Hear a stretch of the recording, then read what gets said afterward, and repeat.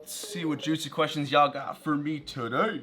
This needs to be moved a little bit. Now, before we continue, guys, thank you so much for all the support on the Mastermind videos. They've been doing awesome. So if you guys want to have your question in the next episode, comment it down below, of course, and let's go ahead and get started. First question comes from CT7567 asking, what's your favorite Star Wars character? Mine is Obi-Wan.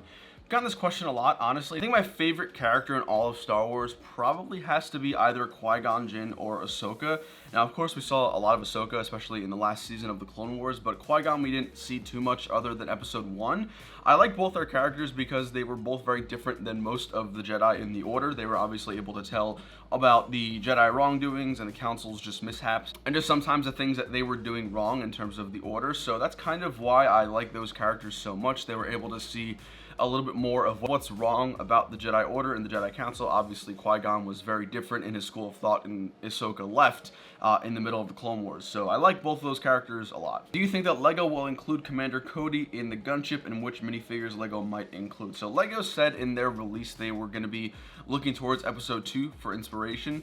That being said, of course, there is still a chance we could get a Commander Cody, but I don't think we would. Maybe we get a Phase 1. But I think the characters we're going to get minifigure-wise, I think we're definitely going to get Anakin and Obi-Wan, probably a new updated Episode 2 Padme, and then probably one, maybe Phase 1 regular clone trooper. If they did 4 named characters, I think that'd be pretty crazy, although it is a UCS set, so maybe they would. I would say it's not that likely we're going to get a Commander Cody in Phase 1, just because he's not really known for that, especially since he wasn't really a main star in the Clone Wars, so I would say probably not. Would you rather give up the abilities to own any LEGO Star Wars or give up half of your subscribers and followers? I would give up half my subs and followers because I could just gain that back over time. It's not like I'm permanently losing, at least from what your question, from what I'm understanding. Yeah, so I would lose half my subscribers and followers, and then I'd just be able to gain them back.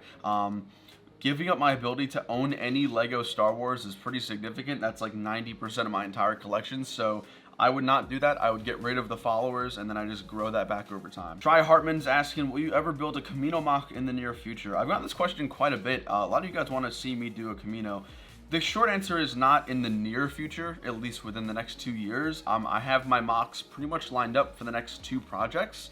The thing with Camino is it's very hard to do. Not a lot of people can pull off a big, large-scale Camino well. That being said, I think it would be a cool collab project to do with multiple people. But as far as me doing a Camino Mach, right now, I don't think so, not for the near future. But I would love to do it eventually. Like I said, maybe working in collaboration with some other large-scale builders. That would be pretty cool. The next question comes from Johan. Hopefully I said that right. If you can go back in time and get any set that you missed for free, what would it be? It's a great question. For free, this isn't my answer to the question yet, but one set I do regret not being into LEGO during the time it was being made is the Utapau Trooper Battle Pack. I love that one. That being said, if I had to choose one set to get for free and go back in time, it would probably be the Death Star 2. I think that's like the prized possession of any like collector's display. It's such a nice looking set even in today's standards, so I'd really love to go back to whatever year they made that in and then get that for free. I think that'd be cool. If not, I'd love to get maybe the older Star Destroyer or the older Super Star Destroyer,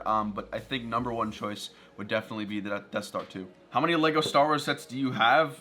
Way too many. Cameron's asking, my question didn't make it into the cut for the last one. I'll ask again. What do you think is the most overrated and underrated LEGO Star Wars set? I think the most overrated set, honestly, that's a tough one. I feel like people hold the gunships in high... This is a custom gunship. People hold the set gunships in such a high regard. The 2008 one, which is the one I have, I feel like that's really overrated. I don't know about any other sets that people just like die for. But as far as underrated sets go, I really don't... I don't think I can think of an underrated set. I mean, oh, here's a good one. The First Order Transport Speeder Battle Pack. It came with the Flame Trooper, the Officer, and 2 First Order Stormtroopers. I think that is one of the best battle packs we've ever gotten, just simply for what you get in the set itself. I don't feel like people talk about that set too much. Obviously, the sequels are very polarizing for a lot of people, so I understand that, but I think in terms of a battle pack and what that battle pack offered, especially for mock builders and army builders and collectors, I think that was a phenomenal battle pack that not many people talk about. Benjamin's asking, who is your biggest YouTube rival? I don't have one. I don't like when people, I'm not saying you did this, Benjamin, but I don't like when people sort of pit you up against other YouTubers on the platform. I'm a very competitive person by nature. I like to strive and be the best at what I'm doing. So of course I do have quote unquote competition, but it's really just only for me to self-improve. It's not like I'm looking for other creators to fail and to me to succeed, if that makes sense. So I'll look at other channels and I'll be like, all right, you gotta step up my game. It's continuing to push me on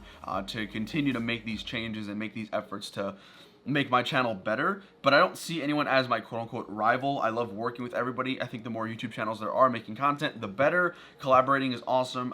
So I don't have a rival, but I do look to other channels for inspiration and to keep me going and pushing me to my best self, at least here on the channel. Atlee's asking, what is your current dream set? My current dream set is a UCS Venator scaled perfectly to the Imperial Star Destroyer we got in 2019. That would be like the best one for me. I love flagships, I love spaceships, so that would probably be the best one. Tulio's asking, what is your favorite Star Wars movie and who's your favorite clone? Favorite clone, I said this before, is Rex. He's the most humanized, characteristic-wise clone that I've ever seen in anything. So we do develop that sort of personal connection to Rex as a character. As far as my favorite Star Wars movie, I probably gotta say Episode 5, Empire Strikes Back, is my favorite. Episode 5 and 4 are like neck and neck right there with each other. Just great classic movies. Not too much that I'd complain about either of them. Great stories. Everything's great about them. I love those two movies. But if I had to choose, Episode 5 would be my favorite. Julius is asking, what is your agenda for the rest of the year? I mean, other than starting and getting a good amount of progress done on Endor, I don't really have anything too crazy. As far as goals, I do want to hit 25K by the end of the year. At this rate, it looks like that's very possible. 30K would be absolutely insane if we could hit that. But as far as like follower, subscriber goals, that's kind of it. I don't really have anything insane planned for the rest of the year. I mean, assuming nothing crazy happens. But next year, there's a pretty big announcement coming, which I think a lot of you guys are going to be excited for. But as far as the rest of this year goes, instead of just basically continuing to make good content, managing school, work, and just making videos. Next question here comes from Noah. Any recommendations for younger mock builders, like 17-ish, maybe best pieces to invest in if you don't have a very useful collection and stuff like that? Okay, so, I mean, when I was 17, I did have a job. I'm not sure if you're in the same position, but as far as like where to buy pieces, I would definitely suggest going to Walmart. They usually have like those big box of random pieces on clearance. I mean, they had like the $80 one on clearance for $40 a few weeks ago. So that's a good way to build up your filler and just general parts collection. As far as sets, I would probably just invest in BrickLink. It's the best way to get the pieces that you want specifically and not buying a whole set just to part it out. So I would suggest going that route instead of buying an entire set. However, if you're buying a set and you need the minifigures and then you could part out the rest of the pieces, that's also very good as well. But those are probably my best tips of advice for you. And the last question for today comes from TazJBrix37. How fast did your channel grow in the first 6 to 7 months since I've only gained 13 subscribers? I honestly don't remember. It feels like a lifetime ago when I started the channel. I want to say I hit 1,000 subscribers 9 months after I started. I started in, I believe, February, and then in January of the following, so 11 months. So January of the following year, I hit 1,000 subscribers. In the first half a year, I probably gained a few hundred. It wasn't anything crazy. I did build my Scarif mock, which was absolutely horrible and atrocious, but it was a large-scale Scarif that people love to see, especially during the times when Rogue One was sort of like the new thing to be talking about. So as far as growth in the first 6 to 7 months, maybe a few hundred subscribers, I don't know. You might be able to go check in my social blade and check if you want. If you've only gained 13 subscribers, just know that like nothing's for certain. Like tomorrow in a video you can get 10,000 views and get another 100 subscribers. Like there's no way of telling how it's going to go. So I guess my best piece of advice is to keep going. Just keep making those videos because you can't grow if you stop making videos. But thank you guys for watching today's episode of Matt's Mind. I hope you all enjoyed. Once again, guys, subscribe down below, drop a like, and leave your question down below in the comment section to be featured in next week's episode. Of course, we'll be back every single Monday with Matt's Mind. But until then, guys, I'll see you later. Take it easy. Peace.